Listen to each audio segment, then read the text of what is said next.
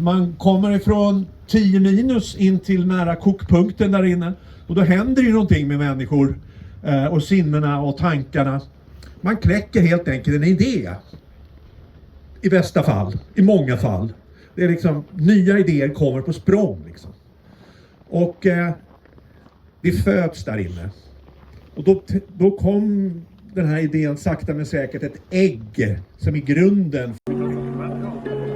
Om vi är väldigt tysta hör vi kanske hur det fräser till där inne.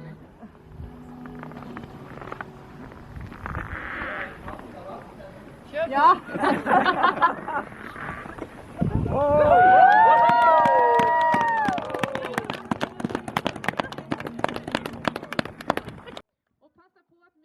Sauno, heittävä löylyä lisää, ei tunnu missään, ja venäläinen on kuollut löylyyn.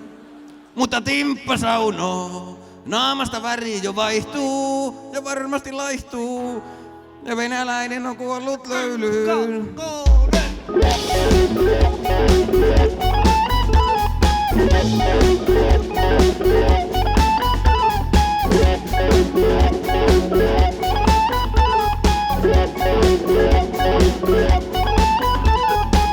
Vesihyyryä henkeen jo vetää. Istuu lauteella urhea setä.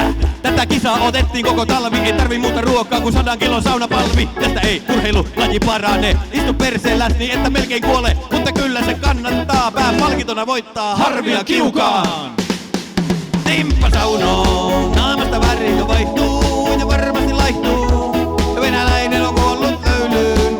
Mutta timppasauno, 110 mittari näyttää. Särkylääkkeitä käyttää. Venäläinen joka kuoli löylyyn.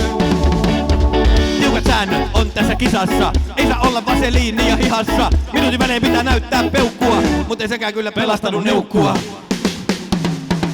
Löylyä tulee lisää uskomaton tahti. Venäjä taipuu kun jyrää timpan mahti. Mutta se mikä sun perseessä napsahti, niin arvaa mitä se oli paistovahti. Timppasauno, timppasauno.